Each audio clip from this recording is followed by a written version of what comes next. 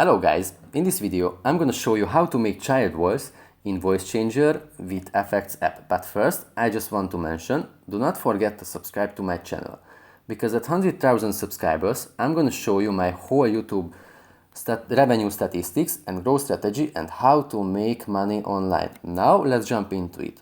First of all, let's open the map. As we can see, here we have a lot of options, but first we need to record something. For record an audio file, we have to press the microphone icon on the top center.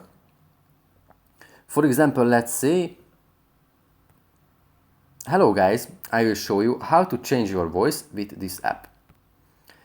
Now we could choose from ton of different effects. For the child effect, we have to scroll down a little bit and search for the child option.